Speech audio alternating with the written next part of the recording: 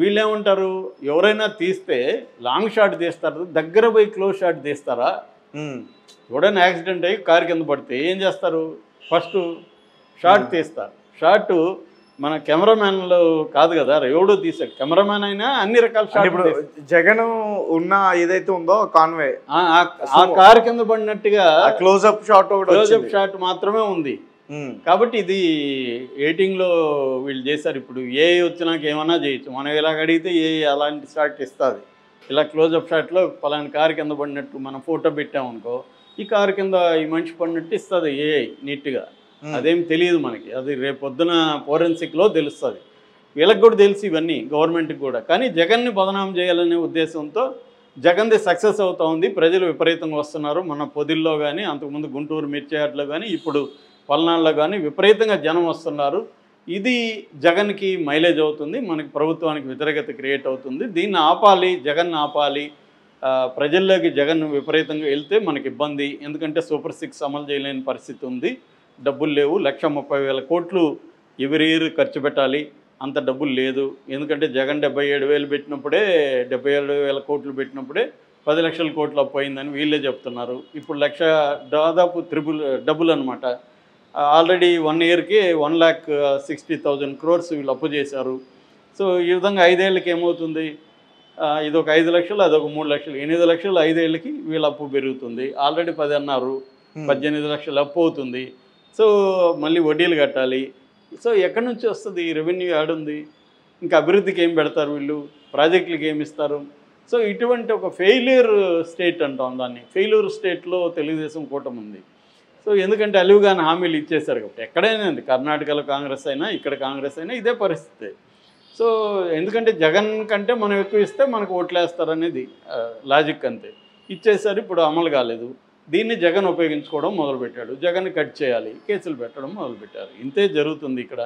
మరి జగన్ అరెస్ట్ చేస్తే మనకు మైలేజా లేదనేది గవర్నమెంట్ చూసుకుంటుంది. మైలేజ్ ఉంటే అరెస్ట్ చేస్తుంది. ఎందుకంటే ఇది కేసులు నిలిచేది కాదు.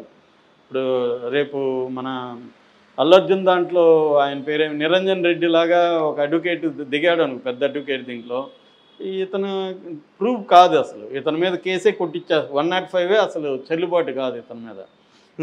ఇదంతా నిలవదు. ఏంటంటే జనంలో బదనాం చేయడానికి. ఇక్కడ కూడా రేవంత్ రెడ్డి తెలియదా, పోలీసులకు తెలియదా కేసు నిలవదని? ఎందుకు చేశారు? జనంలో ఇతన్ని అల్లు అర్జున్ని బదనాం చేయాలా, ఇతను తప్పు చేశాడనేది జనంలో నిరూపించాలి. లేకపోతే పోలీసులు కోర్టులో సాక్ష్యాలు పెట్టకుండా బయట ఎందుకు, మనకెందుకు వీడియోలు రిలీజ్ చెప్తున్నారు? పోలీసులు చేయాలని పని ఏంటి? మనకి చెప్పడం కాదు. మనం ఎట్లా జడ్జి చేయాలి? అది కరెక్టా కాదా? కోర్టులో కదా నువ్వు ప్రూవ్ చేయాలి. కోర్టులో ప్రూవ్ చేయకుండా మనకి చేస్తున్నారంటేనే దాంట్లో ఏదో వ్యవహారం ఉంది. కాబట్టి ఇదంతా కూడా ఏంటంటే పొలిటికల్ గేము. ఎవడి పైచేయి వాడిది, ఎవడి గేమ్ వాడు ఆడుతున్నారు, ఎవరు సక్సెస్ అవుతారనే చూడాలి. అల్టిమేట్గా ఎన్నికల వరకు ఈ గేములు తప్పవు, రోజు రోజు పెరుగుతుంటుంది. ఇప్పుడు జగన్ కూడా ఈరోజు అందరితో మీట్ అవుతున్నాడు. వాళ్ళ మొత్తం నాయకత్వంతో ఈరోజు మీటింగ్ ఉంది. సో అగ్రెసివ్గా వెళ్దామని జగన్ ట్రై చేస్తున్నాడు. అరెస్ట్ చేస్తే చేసుకొని మీరు మాత్రం ఉద్యమాలు కంటిన్యూ చేయండి అని ఇన్ఛార్జీలను పెడుతున్నాడు. కంప్లీట్ ఫ్రీడమ్ ఇస్తున్నాడు. లీగల్ టీమును పెడుతున్నారు. కాబట్టి జగన్ ఫైట్ చేయాలనే డిసైడ్ అయ్యాడు. మామూలుగా యుద్ధంలో సామెత ఉంటుంది, best form of defence is offence అని. నువ్వు రక్షించుకోవాలంటే ఎనిమీ మీద అటాక్ చేయాలి. చేయకపోతే నువ్వు వీక్గా ఉంటే నీ మీద వస్తాడు. ఇప్పుడు ఇరాన్ ఏం చేసింది? సైలెంట్గా లేదు ఇరాన్.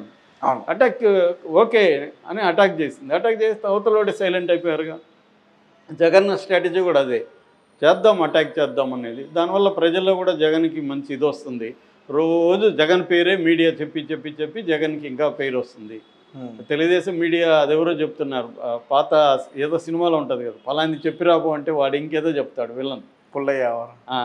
అలాగా వీళ్ళు వచ్చి అరే మనం తల్లికి వందనం ఇచ్చాము చెప్పంటారా మీరు అని తెలుగుదేశం మీడియాకి చెప్తే వీళ్ళు వెళ్ళి ప్రజలకు జగన్ నేరం చేశాడు అక్కడ, జగన్ మీద చెప్తున్నారు అని ఒక వీడియో పెట్టారు.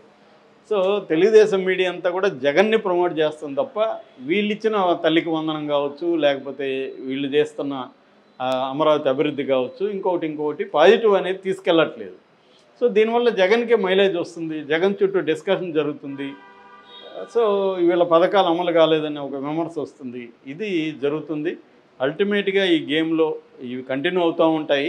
ఏం జరుగుతుందనేది చూడాలి. Right sir, thank you so much.